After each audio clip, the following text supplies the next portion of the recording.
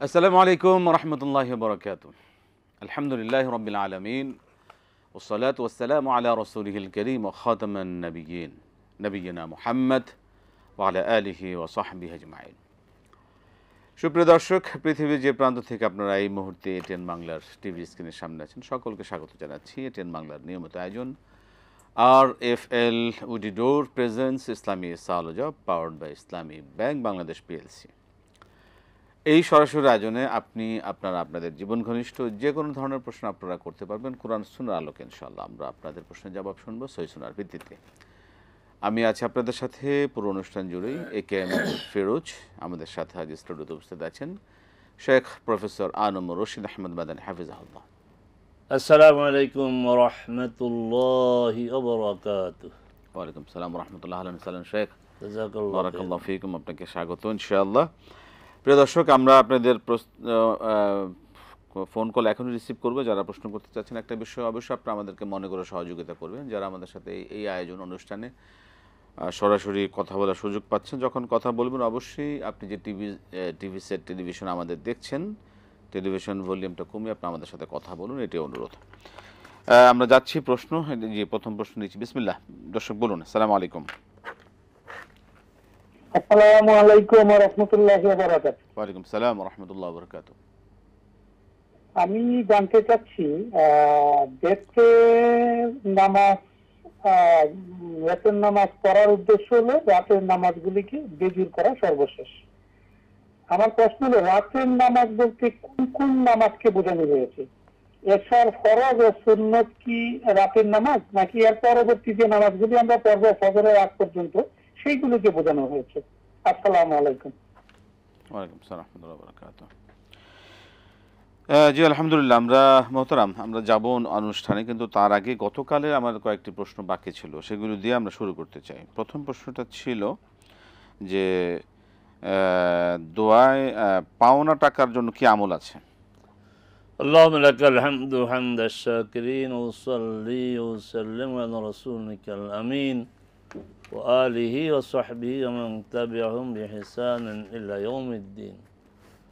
পাওনা টাকা আদায়ের জন্য আমল হচ্ছে বিশ্বস্ত লোকদেরকেই টাকা ধার দিবেন, লোন দিবেন, যার ব্যাপারে আস্থা আছে যে তার সামর্থ্য আছে এবং সময় মতো আপনাকে ফেরত দিবে।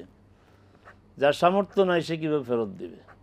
যার সামর্থ্য আছে কিন্তু তার অতীতের রেকর্ড ভালো না, সেও তো ফেরত দিবে না। এই ব্যাপারে আপনি কনফার্ম হন। দ্বিতীয়ত হচ্ছে লিখিত লেনদেন করেন এবং সাক্ষী রাখেন, মেয়াদ ঠিক করেন, পরিমাণ ঠিক করেন। এটা অনেক ক্ষেত্রে হয় না, লেনদেন হয় কিন্তু লেখা হয় না। কোরআন মজিদের সবচেয়ে বড় সূরা বাকারা, বাকারার সবচেয়ে বড় আয়াত হচ্ছে 282 নম্বর আয়াত।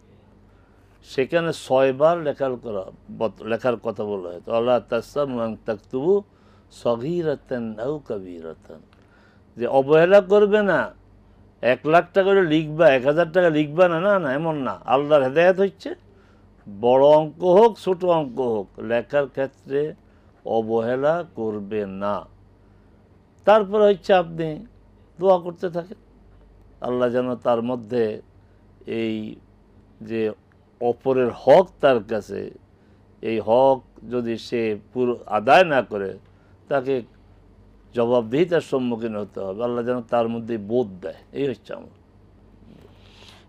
একজন বোন জানতে চেয়েছিলেন গতকাল যে স্বামীর জন্য আমি কিভাবে দোয়া করতে পারি যে খাদিজার মতন সেরকম স্বামী যেন আমি পাই। আরে দোয়া করবেন, এটা কীভাবে দোয়া না? আপনি সলাত আদায় করে দোয়া করেন, সলাতে সেজদায় দোয়া করেন, এটা তো ভালো দোয়া। যে আল্লাহ সুবহানাহু ওয়া তাআলা খাদিজা এবং মুহাম্মদ সাল্লাল্লাহু আলাইহি ওয়াসাল্লামের মধ্যে যে সুসম্পর্ক ছিল, ভালোবাসা ছিল, সেই ধরনের সম্পর্ক তো সকল দম্পতি আল্লাহকে চাইতে পারে, যে কোনো সময় চাইতে পারে, নামাজের পরে চাইতে পারে, সেজদায় চাইতে পারে। জি। মানত হজ করা হয়েছিল, এখন কি আমি আমার ফরজ হজ আদায় করব না মানতের হজ করব? সমস্যা তো হচ্ছে দিন বুঝা, দিন বুঝতে হবে। আমরা দিন চর্চা করি বুঝা ছাড়া, অথচ আল্লাহ সুবহানাহু ওয়া তাআলা জানার জন্য তাকিদ দিয়েছেন, এমনকি ঈমানের আগে জানা, ফাআলাম আন্নাহু লা ইলাহা ইল্লাল্লাহ, তুমি জ্ঞান অর্জন করো যে আল্লাহ ছাড়া কোনো ইলাহ নেই। মানত হচ্ছে আপনি আপনার উপরে অব্লিগেটরি ম্যান্ডেটরি করলেন, মানে আপনি আপনার উপরে আবশ্যক করলেন, অথচ আল্লাহ যেটা আবশ্যক সেটা আগে হওয়া দরকার। যাক, আপনি মানত করেছেন হজ করবেন, হজ আদায় করেছেন, আপনার ফরজ হজ আদায় হয়ে গিয়েছে, কারণ আল্লাহ বলছেন মানিস তাতা ইলাই সাবিলা, ওখানে যে পৌঁছার সক্ষমতা রাখে তার উপরে হজ ফরজ। আপনি ওখানে পৌঁছেছেন, আপনার এই সক্ষমতা ছিল, ফরজ হজ আদায় হয়ে গিয়েছে, সাথে এটা আপনি যেহেতু মানুষ ছিল তাও আদায় হয়ে গিয়েছে। এখন যদি সম্ভব হয়, সুযোগ হয়, আরেকটা হজ করে নেবেন এই যে সন্দেহ থেকে মুক্ত হওয়ার জন্য। পরবর্তী প্রশ্ন হচ্ছে রাতের সালাদগুলোকে বিতর করো, সেই ক্ষেত্রে রাতের সালাদ বলতে কোন নামাজ? আমরা কয়েকদিন আগেও বোধহয় প্রশ্নের জবাব দিয়েছিলাম। রাতের সালাত বলতে স্বভাবত বোঝানো হয়েছে এই ফরজ সালাত না, এশা না, সুন্নত পরে যে রাতের সালাতগুলি আদায় করে। কারণ রাসূল সাল্লাল্লাহু আলাইহি ওয়াসাল্লাম বলছেন সলাতুল মাসনা, সলাতুল লাইলে মাসনা মাসনা। তাহলে বোঝা গেল এশার ফরজের এই হাদিস আয়তা না, কারণ এশার ফরজ 4 রাকাত, মাসনা হচ্ছে 2 রাকাত 2 রাকাত করে। এশার ফরজ কোন 2 রাকাত 2 রাকাত না, একসাথে 4 রাকাত। আচ্ছা, তো এই হচ্ছে স্পিরিট। রাসূল সাল্লাল্লাহু আলাইহি ওয়াসাল্লাম বলছেন ইজা খাশিয়া আহাদুকুম সুবহা ফালইউতির বিওয়াহিদা অথবা ফালইউসাল্লি রাকাতান তুতিরু লাহু মা সাল্লা, 1 রাকাত পড়ো যেন আগের সালাতগুলোকে বিজোড় করা হয়। জি জি, আমরা প্রশ্নে যাব। আসসালামু আলাইকুম। হ্যালো, আসসালামু আলাইকুম। ওয়ালাইকুম আসসালাম ওয়া রাহমাতুল্লাহ। আসসালামু আলাইকুম। ওয়া আলাইকুম আসসালাম, বলুন। আমার প্রশ্ন হলো, নামাজের মধ্যে ইমাম সাহেব 2 রাকাত পরে না বসে দাঁড়ায় গেছে, লোকমা দিয়ে দিছে, তারপরেও দাঁড়াইয়া নামাজ পড়ছে, সুজদা দিছে, নামাজটা কি হবে? 2 রাকাত পরে দাঁড়িয়ে গেছে, এরপরে সুজদা দিয়েছে, ঠিক আছে। আর কোনো প্রশ্ন? জি না। ঠিক আছে, জি শুনুন, ধন্যবাদ মোহতারাম। আপনার ইমাম সঠিক কাজটি করেছে, যেহেতু তিনি দাঁড়িয়ে গিয়েছেন, পিছন থেকে লোকমা যে দেওয়া হলো ওনাকে, এই লোকমা পেয়ে বসে গেলে বরং সমস্যা হইত। যদি উনি মাঝামাঝি থাকেন তখন তিনি বসে যাবেন, কিন্তু যদি দাঁড়িয়ে যান তাহলে কিন্তু আর বসবেন না। সাহুসেদ্দা দিয়েছে, নামাজ হয়ে গিয়েছে, আলহামদুলিল্লাহ, ইমাম সাহেব সঠিক কাজটি করেছেন। জি, আমরা প্রশ্ন নেব, কিন্তু তার আগে যে প্রশ্নগুলো আমাদের কাছে আছে সেগুলো আমরা একটু শুনি। যে মোহতারাম, এই সালাতের ক্ষেত্রে, এই ফজরের সালাতের ক্ষেত্রে আমরা বেশিরভাগ দেখে থাকি যে মসজিদে ঢুকে মুসল্লিরা জামাতের ফরজ চলতেছে, কিন্তু তখন তারা সুন্নত পড়তে থাকেন। তাই সেই ক্ষেত্রে ফরজ চলা অবস্থায় ফরজ সালাত ওই সুন্নত পড়া, এটা কতটুকু আসলে ঠিক আছে কিনা? সুন্নাহ পরিপন্থী কাজ, মুহাম্মদ সাল্লাল্লাহু আলাইহি সাল্লামের হেদায়াত পরিপন্থী কাজ। আমরা এখান থেকে একাধিকবার আমরা বলেছি, কোনো অবস্থাতেই সুন্নাহ সমর্থন করে না। রাসূল সাল্লাল্লাহু আলাইহি ওয়াসাল্লাম সুস্পষ্ট উচ্চারণে গুরুত্ব দিয়ে বলেছেন যে ইজা উকিমাতিস সালাতু ফালা সালাতা ইল্লাল মাকতুবা ফালা সালাতা ইল্লাল্লাতী উকিমাত লাহা। সুস্পষ্ট হাদিস যে যখন ফরজ সালাত দাঁড়িয়ে যাবে, ফরজ সালাতের একামত হবে, ওই সালাত ছাড়া কোনো সালাত পড়া যাবে না, পড়া যাবে না, পড়া যাবে না। এটা ফজর ব্যতিক্রম। এই কথাটা আপনারা কোথায় পেলেন? আমাদের দেশের ওলামায়ে কেরাম এই কথাটা বলেন, ফজর ব্যতিক্রম কোথায় পেলেন? আপনি যতগুলো, আমি আপনার আমাদের এই একজন বড় আলেমের আলোচনা শুনেছি যে ফজরের অনেক গুরুত্ব সুন্নতের। তা আপনার ফজরের সুন্নত গুরুত্ব অস্বীকার করে কে? আমি কি অস্বীকার করলাম? ফজর সুন্নত সে পড়বে, কিন্তু ওই সময় পড়বে না। সলাতে সে শামিল হবে, ফরজ সলাত আদায় করবে, তারপরে পড়বে। ফজরের সুন্নার অনেক গুরুত্ব, যে দুনিয়াতে যা কিছু উত্তম কিছু আছে তার চেয়েও বড় গুরুত্ব মর্যাদা হয়েছে ফজরের সুন্নাতের। রাসূল সাল্লাল্লাহু আলাইহি ওয়াসাল্লাম কি মদিনায় কি মদিনার বাইরে কোনো সফরে তিনি 2টি সলাত বাদ দিতেন না, একটা ভিতর আর একটা হচ্ছে ফজরের সুন্নত। আমরা সকল গুরুত্ব স্বীকার করি, আমরা ফজরের 2টা সুন্নত অবশ্যই পড়ব, তবে আমরা ফরজে শামিল হব, এটি রাসূলের হেদায়াত, এটি রাসূলের সুন্নাত। এর ব্যতিক্রম করা হচ্ছে রাসূলের সুন্নাহ পরিপন্থী কাজ করা। আসসালামু আলাইকুম। ওয়ালাইকুম আসসালাম। জি বলবেন।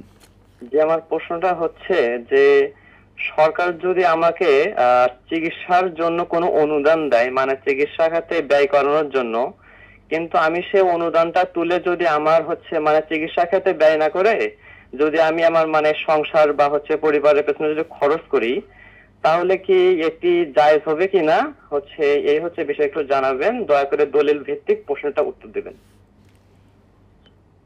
ঠিক আছে। জি মহোদয়। না, জায়েজ হবে না। দলিল হচ্ছে ইয়া আইয়ুহাল্লাযীনা আমানু আউফু বিল উকুদ, চুক্তি রক্ষা করে। এটা ওয়ান কাইন্ড অফ এগ্রিমেন্ট। আপনি চাইলেন চিকিৎসার জন্য, দিল চিকিৎসার জন্য, এটা লিখিত না হোক, অলিখিত হলেও এটা একটা দায়বদ্ধতা, এটা চুক্তি। রাসূল সাল্লাল্লাহু আলাইহি ওয়াসাল্লাম আল মুসলিমুন আলা শুরুতিহিম, মুসলমানরা যে কোনো আপনার ডিলিংস সে তার শর্ত অনুযায়ী করবে। শর্ত কি? আপনি চাইলেন চিকিৎসার জন্য, প্রতিষ্ঠান দিল চিকিৎসার জন্য, শর্তটা চিকিৎসা। অতএব এই টাকা চিকিৎসা খাতেই ব্যয় করবেন, অন্য খাতে ব্যয় করা যাবে না। হ্যাঁ, আপনি চিকিৎসার জন্য টাকা নিলেন, মনে 50,000 টাকা, খরচ ছিল 20,000, এবার প্রতিষ্ঠানের নেগোসিয়েশনে যান। ওই 30,000 টাকার মালিক আপনার না, যেহেতু চিকিৎসা খরচ হয় না। প্রতিষ্ঠান যদি নিজের দায়িত্বে বলে ঠিক আছে আমরা তোমাকে দিয়েছি, তুমি এটা ভোগ করো, তাহলে জায়েজ হবে। কিন্তু আপনাকে এই টাকা রিটার্ন করার মনোভাব দেখাতে হবে। আমরা প্রশ্ন নিতে পারি। জি কে আছেন? যে প্রশ্নটা আমাদের কাছে যে আসছে, জি প্রশ্ন দিবেন। জি, যে প্রশ্নটা আমাদের কাছে খুবই গুরুত্বপূর্ণ হয়ে থাকে মহতারাম, যেটা যে যাকাতের যে খাতের ক্ষেত্রে একটা খাত বলা হয় যে এই মুসলিমদেরকে মানে অন্য ধর্মদেরকে উৎসাহিত করতে যে একটা খাত আছে, সেটার ক্ষেত্রে অনেকে বলে যে না এটা রহিত হয়ে গেছে। মানে এই বিষয়ে আসলে কোরআন সুন্নাহর ব্যাখ্যা কি? যাকাতের যে 8টি খাত আছে, এই 8টি খাত নির্ধারণ করছে আল্লাহ সুবহানাহু ওয়া তাআলা। দেখেন, কিছু বিষয় আল্লাহ সুবহানাহু ওয়া তাআলা নির্ধারণ করেছেন। রমাদানে রোজা রাখতে হবে, আল্লাহ নির্ধারণ করেছেন। কখন থেকে কখন আল্লাহ নির্ধারণ করেছেন। যাকাতের পরিমাণ আল্লাহ নির্ধারণ করেন নাই, এবং কোন প্রোডাক্টে কি পরিমাণ নেশাব হলে জাকাত দিতে হবে আল্লাহ নির্ধারণ করেন নাই। কিন্তু জাকাত কোন খাতে ব্যয় হবে এটা আল্লাহ নির্ধারণ করে দিয়েছেন, চূড়ান্ত নির্ধারণ। এখানে 8টি খাতের 8টি খাতেই কিয়ামত পর্যন্ত বলবৎ থাকবে, কোনো খাত পরিবর্তন হবে না। হ্যাঁ, আপনার 8 খাতেই দিতে হবে এমন না, কিন্তু 8 খাতে আপনি দিতে পারেন। এখন মুআল্লাফাতুল কুলুব বলা হয়, হৃদয়কে আকৃষ্ট করা। হৃদয়কে আকৃষ্ট করা, এখানে তাফসীর বিশেষজ্ঞগণ বিভিন্নভাবে বিষয়টাকে ব্যাখ্যা করেছেন। একটা হচ্ছে যে ইসলামের দিকে আকৃষ্ট করা, আরেকটা হচ্ছে যে এমন আপনার শুধু মানে অন্য ধর্মের লোক না, মুসলমান পরিচয় দেওয়া লোকও তো এমন হইতে পারে ইসলাম বিদ্বেষী, তার পক্ষ থেকে আপনি অত্যাচার নির্যাতন আশঙ্কা করতে পারেন। আমরা দেখেছি তো এই পরিস্থিতি হয়েছে, মুসলমানের উপর জুলুম নির্যাতন করেছে। তো তার জুলুম ঠেকানোর জন্য, তার জুলুম থেকে বাঁচার জন্য, অথবা তার জুলুমের পরিমাণ কমানোর জন্য যাকাতের টাকা দিয়ে তাকে কুল করা, এটা করা যাবে। অন্য ধর্মের লোকদেরকে যাকাত দেওয়া যাবে না, যাকাত ওইভাবে দেওয়া যাবে না, যাকাত এইভাবে দেওয়া যাবে, এই খাতে দেওয়া যাবে। মুআল্লাফাতুল কুলুব।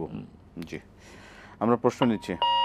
দুঃখিত একটু বলতে হয়, যাকাত যেহেতু ইবাদত, একটা মুসলিম সোসাইটির মুসলিম ধনীদের উপর ফরজ, তো এই ইবাদত তো অন্য ধর্মের লোকদেরকে শরীক করার প্রশ্ন নেই, গরিব হিসাবে, মিসকিন হিসাবে। কিন্তু দেখেন আল্লাহ সুবহানাহু ওয়া তাআলা এই সোসাইটির যে আপনার বন্ডিং, এটা যেন বিনষ্ট না হয়। আমার আশেপাশে তো গরিব অমুসলিম থাকতে পারে, কিন্তু আমি তাকে গরিবের আওতায় দিতে পারবো না, তাহলে আমি তাকে কীভাবে দেব?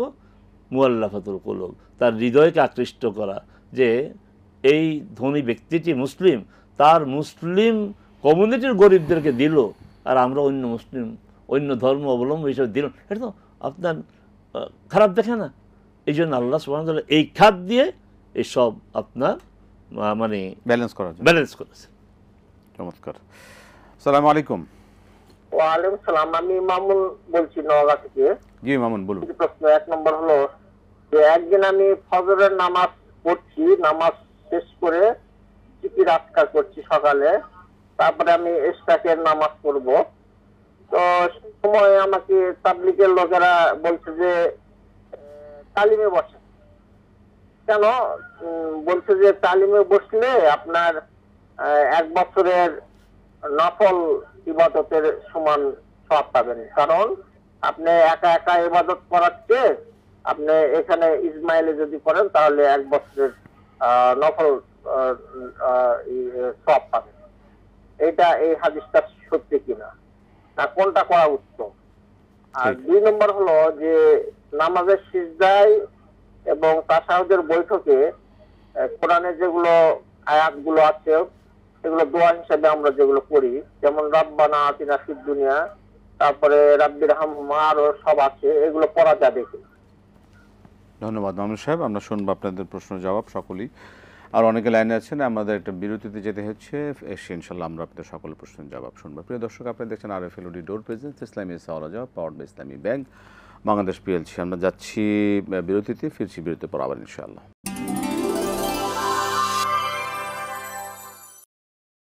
আসসালামু আলাইকুম রহমতুল্লাহ বরকাত। প্রিয় দর্শক, ফিরে এলাম বিরতির পর। RFL ডোর প্রেজেন্স ইসলামী সওয়াল জবাব powered by Islami bank Bangladesh PLC।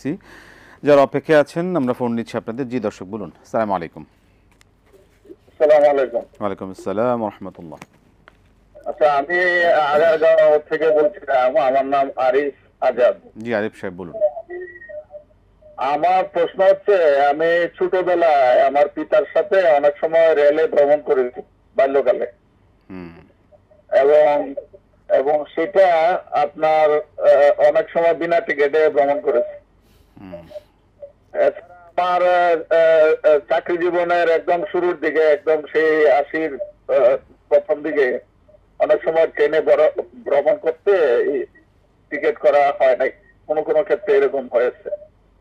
এখন এই যে হক, এটা থেকে আমার পিতার হক, যেটা মানুষের হক নষ্ট হয়েছে বা আমার যে নষ্ট হয়েছে, এটা এখন আমি কিভাবে আদায় করতে পারি?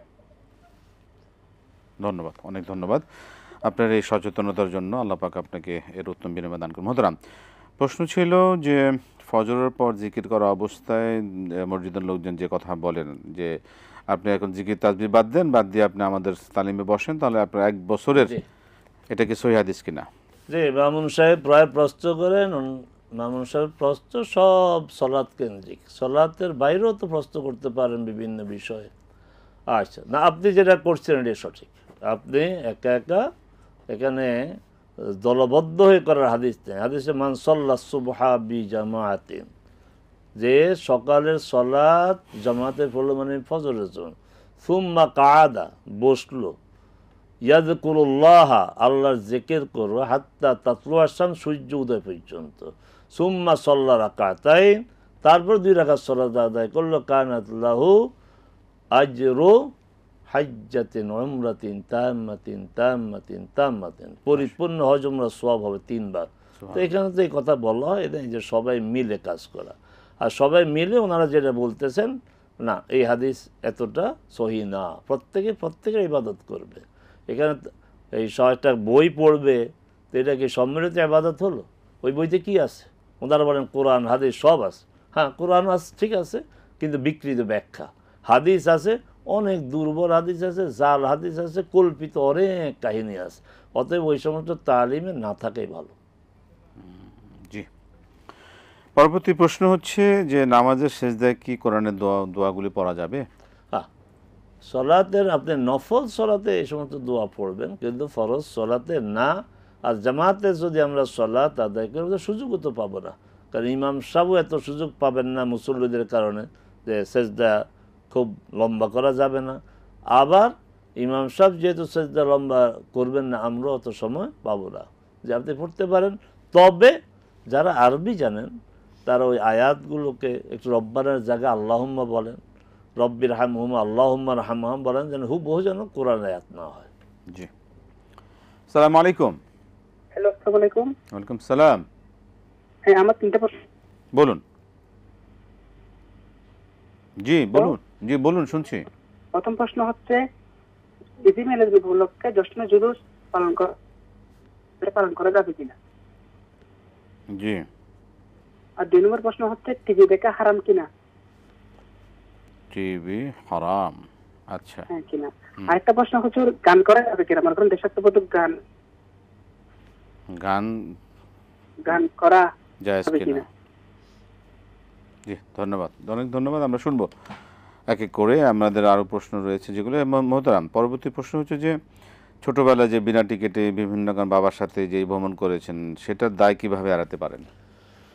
আলহামদুলিল্লাহ, আপনার মধ্যে যে বোধ কাজ করছে, সবার মধ্যে বোধ হওয়া থাকা উচিত। খুবই ইম্পর্টেন্ট আচ্ছা। মোহতারাম, আপনার সাথে আমি একটু শেয়ার করি যে বর্তমান সময় যেখানে দেশ থেকে টাকা পাচার করে বিদেশের মানুষ দিয়ে দেশের সম্পদ লুট করার যে এই যে হরিলুটের মধ্যে যে এই ধরনের চিন্তা চেতনা মানুষও যে আমাদের আলহামদুলিল্লাহ আমরা আমাদের সমাজে আছেন বা তারা এখনো এই অনুভূতি প্রকাশ করেন, এটা আমাদের জন্য খুবই আশার কথা। তা আপনার এই প্রশ্নের জবাব আমি পরে যাই। আমাদের দেশে প্রতি বছর একটা বিশেষ ইজতেমা হয়। সেই ইজতেমার শেষ দিনে প্রচুর লোকজন আসে ট্রেনে করে। এরা কি টিকিট করে আসে? তা আসে সোয়াবের জন্য। এটা সোয়াব হবে না এইভাবে একসাথে এইভাবে মুনাজাত দেওয়ার বৈধতা শরীয়তে কত, এটা পরের বিষয়। আমরা এইটাই যদি সামনে আনি যে ট্রেনে হাজার হাজার লোক বিনা টিকিটে আসে, এই দায়টা বহন করবে কি? যেসব যাদের প্রোগ্রামে আসে তারাও দায় বহন করতে হবে। তারা এত ফজিলতের কথা বলে, কিন্তু এটা তো একটা পাপের কাজ। তারা কি বলে যে খবরদার আমাদের ইজতেমাতে আসবেন, কেউ বিনা টিকিটে আসবেন না। এইবার যারা আসছেন বিনা টিকিটে যাওয়ার সময় অবশ্যই টিকিট করে যাবেন। এই কথাগুলি কখনো শোনা যায়? কখনো শোনা যায় না। অতএব বিনা টিকিটে যারা এই মুনাজাতে অংশগ্রহণ করতে আসে, এর শতভাগ দায়িত্ব পালন করবে ওই প্রতিষ্ঠানের যারা দায়িত্বশীল আছেন, শতভাগ। আপনি করবেন কি? এখন আপনি একটা আন্দাজ করেন কি পরিমাণ আপনার জার্নি আপনার বিনা টিকিটে হয়েছে এবং কোন স্টেশন থেকে কোন স্টেশন, এইভাবে হিসাব করে আপনি ওই টাকাটা কি দান করবেন? না, দান করলে হবে না, তো জনগণের সম্পদ। আপনি সমপরিমাণ টাকার টিকিট কিনে টিকিটগুলো আপনি ডিস্ট্রয় করে দেন। এই রেলওয়ে যেন টাকাটা পায়, আর রেলওয়ের টাকা পাওয়ার অর্থ হচ্ছে আপনি আমি সবাই যেহেতু এই ট্রেনের মালিক, আমরা পেয়ে গেলাম। এই টাকা আন্দাজ করে আপনি সদাকা করবেন না, আপনি এই সমপরিমাণ টাকা দিয়ে টিকিট কিনবেন যেন রেলওয়ে টাকাটা পায়। জশ্নে জুলুস জায়েজ কিনা? যিনি প্রশ্ন করেছেন তিনি এর জবাব দিতে পারবেন। তাকে যদি আমি প্রশ্ন করি জশ্নে জুলুস রাসূল সাল্লাল্লাহু আলাইহি ওয়াসাল্লামের সময় ছিল, তিনি বলবেন না। সাহাবে কেরামের সময় ছিল, তিনি বলবেন না। এইভাবে কি রাসূল সাল্লাল্লাহু আলাইহি ওয়াসাল্লাম জন্মদিন উৎসব পালন করেছেন, তিনি বলবেন না।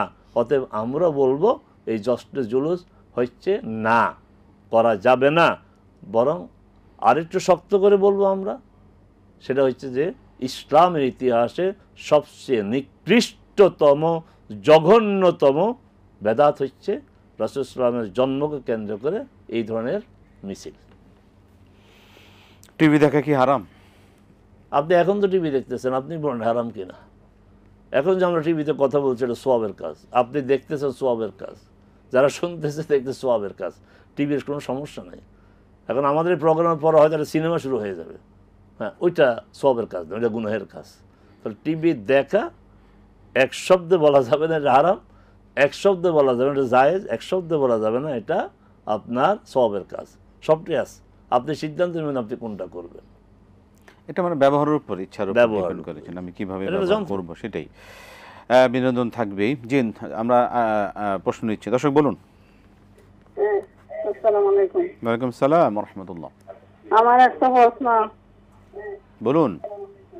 আমার ছেলে বন্ধু পাচ্ছে হিন্দু লাগে, ওখানে ঈদের সময় আমার একটা শাড়ি দিচ্ছিল, এটা পরে কি আমার নামাজ হয়েছে? আমার প্রশ্ন। মানে আপনার ছেলের বন্ধু অন্য ধর্মের, তাই তো? আপনাকে একটা শাড়ি গিফট করছে, সেটা দিয়ে আপনি কি নামাজ পড়তে পারবেন কিনা? হ্যাঁ, ঈদের সময় দিছিল। মাশাআল্লাহ মাশাআল্লাহ। আচ্ছা, ঠিক আছে, ধন্যবাদ। শাড়ি দিয়ে নামাজ, ধন্যবাদ ধন্যবাদ। জি, আপনি শুনবেন, আমরা জবাব দেব, আপনার প্রশ্নের জবাব অবশ্যই দেব, কিন্তু তার জবাব দেওয়ার আগে আমাদের একটা ছোট্ট বিরতি নিতে হচ্ছে। ফিরে এসে ইনশাল্লাহ আপনাদের সকল প্রশ্নের জবাব শুনবো। প্রিয় দর্শক, আপনারা দেখছেন RFL woody door presence Islami সাওলাজা powered by Islami bank Bangladesh PLC। আমরা যাচ্ছি একটি বিরতিতে, ফিরছি বিরতির পর আবার ইনশাল্লাহ আপনাদের সকল প্রশ্নের জবাব নিয়ে।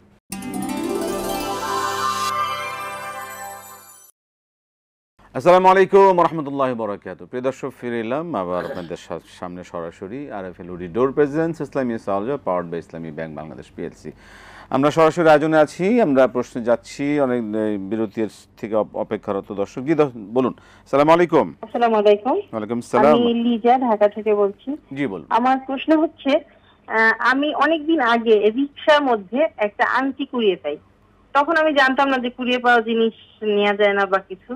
তো যাই হোক, ওইটা পাওয়ার পরে আমি মানে এখন ওটা আর কি তো আর ফেরত দিতে পারি না। আমি আংটিটা দোকানে নিয়ে যাই, দোকানে নেওয়ার পরে মানে ওটা দোকানের লোকেরা, যেটা গোল্ডের দোকানের লোকেরা যে দামটা বলছে, আমি ওই মানে দামটা দান করে দিয়েছি এবং আংটিটা আমার কাছে রেখে দিয়েছি। মানে আমার মনে হয় যদি কোনোদিন আমি তার মালিককে পাই তাহলে দিয়ে দেবো বা কি, কিন্তু এখন এটা নিয়ে আমি কি করব?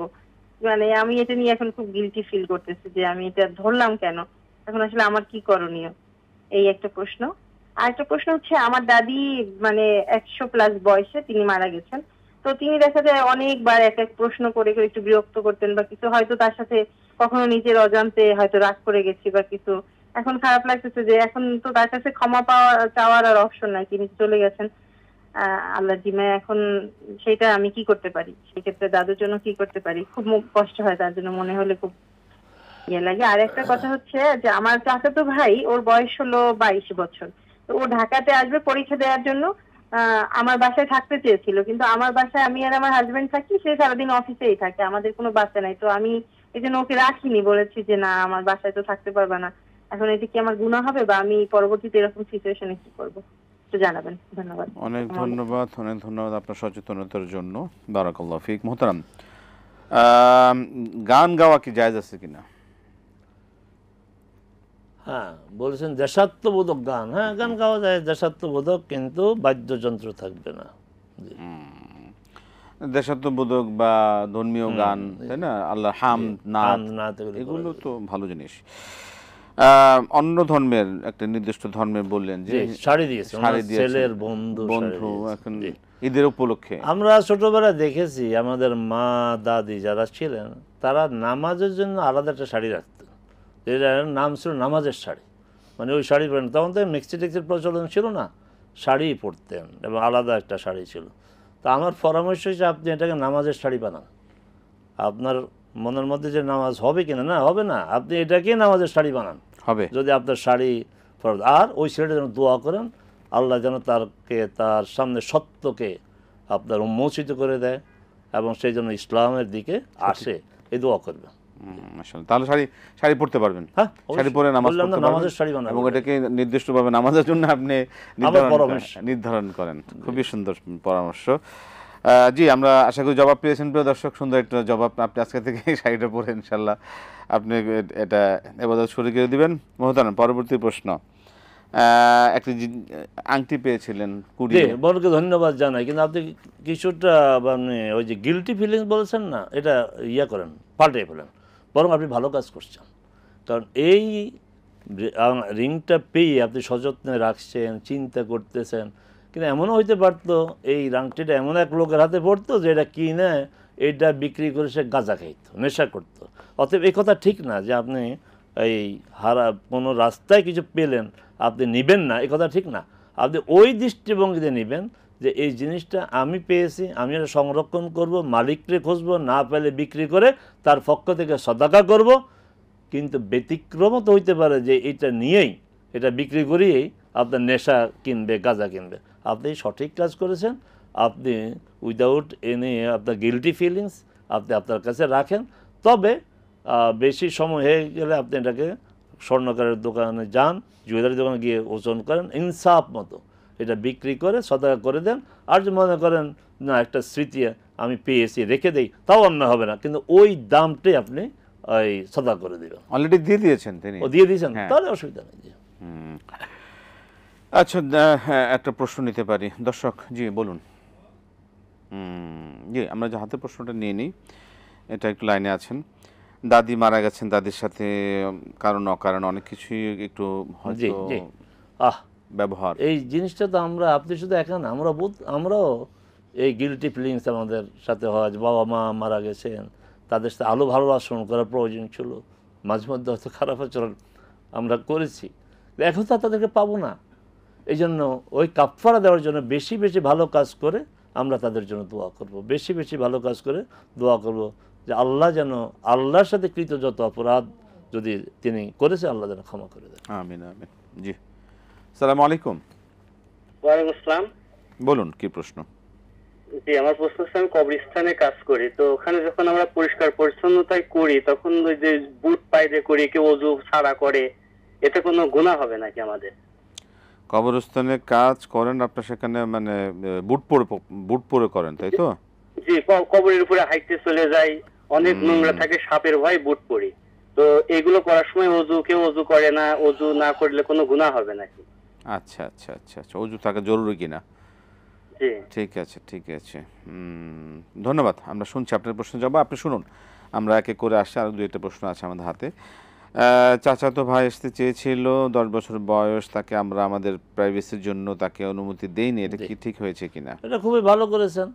তাই তো, আপনার স্বামী থাকে না, সেই থাকবে, এইভাবে তো শরিয়া মানে অনুমোদন করে না যে একজন নারী একজন পুরুষ দুইজন যখন একত্রে থাকে তখন তারা দুইজন থাকে না, তখন তৃতীয় জন হয়ে আরেকজন থাকে, সালিস রহমান শয়তান, দুইজন থাকে না।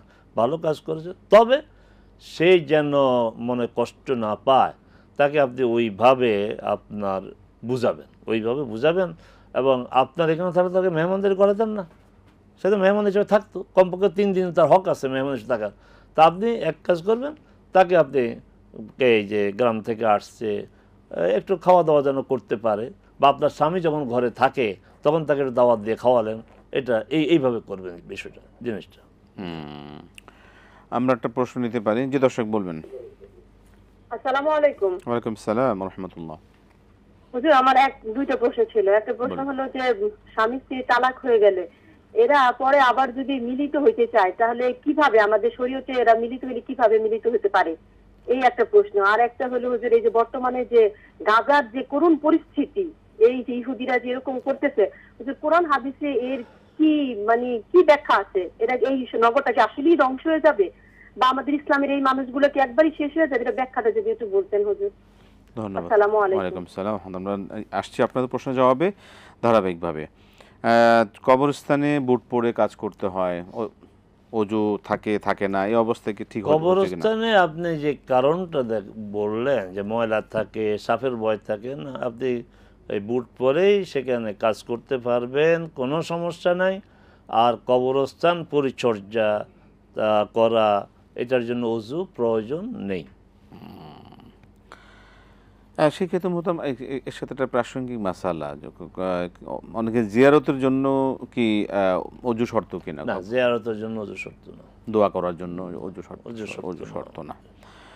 তালাক হয়ে গেলে আবার পরবর্তীতে তারা মিলতে চায়, কি সিস্টেম রয়েছে? এটা তো বাংলাদেশে এখন একটা তামাশা হয়ে গেছে, একসাথে 3 তালাক, যত তালাক ভান্ডার আছে সব দিয়ে দেয়, আবার দেখা যায় তাকে নিয়ে আসে।